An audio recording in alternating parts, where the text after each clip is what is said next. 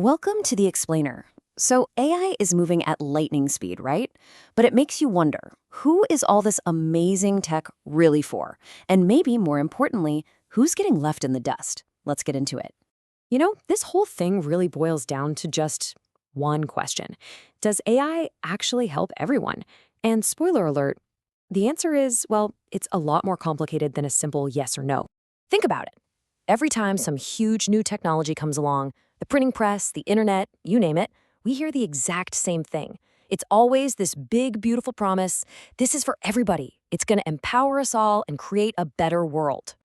But then reality hits. And when that amazing promise crashes into the real world, things get messy. The truth is always way more uneven, way more complex than what you see in the ads. All right, so let's dig into that gap, the one between the big promise and what's actually happening. We're going to start by looking at some hard numbers.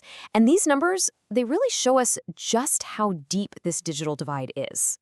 Okay, so if you just look at the surface, the numbers look pretty good. The projection for 2025 is that 74% of the entire world will be online. I mean, that's almost 3 out of every 4 people. Sounds amazing, doesn't it? But hold on. The second you dig just a little bit deeper, that rosy picture falls apart. In low-income countries, that number drops off a cliff to just 23%. That's not a gap, that's a canyon. We're talking a 50-point difference. It's huge.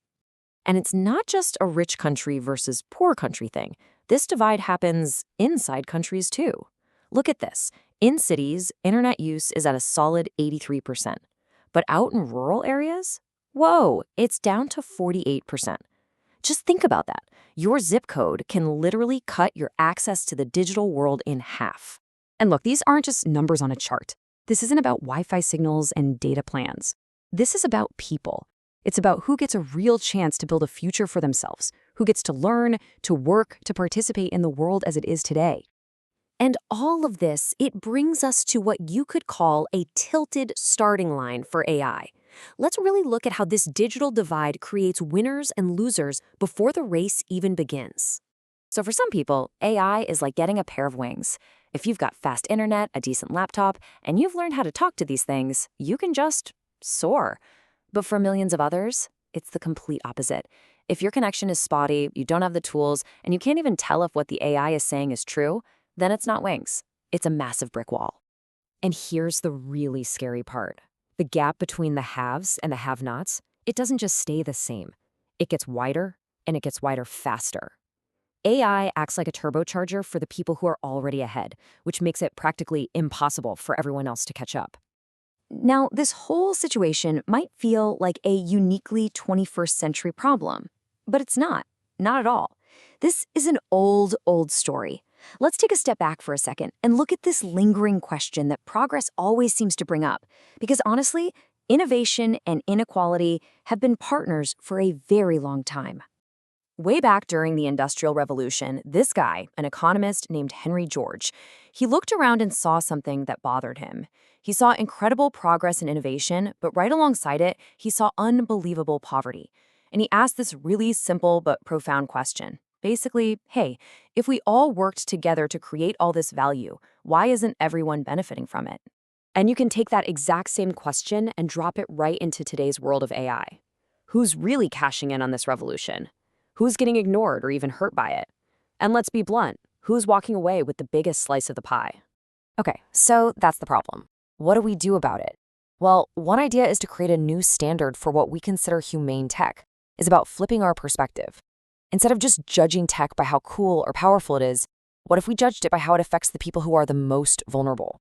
This means we have to completely rethink what good technology even means. It's not just about being the fastest or the smartest anymore. The real test, the real question is, does this new thing make people who are already struggling even worse off? If it does, then it's not good technology, period. And that shift in focus is everything. We have to stop just thinking about the best case scenario for the person with the newest iPhone. We need to intentionally look at the people on the edges, at the margins. We have to build and roll out this tech in a way that just doesn't leave anyone behind.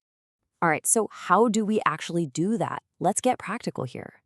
In this last part, I want to give you a simple framework, a set of questions that all of us can ask to really think critically about AI and its place in our society. So here they are. 5 questions we should be asking about any new AI. First, can everybody actually use it? Second, can we understand how it works, or is it just some mysterious black box?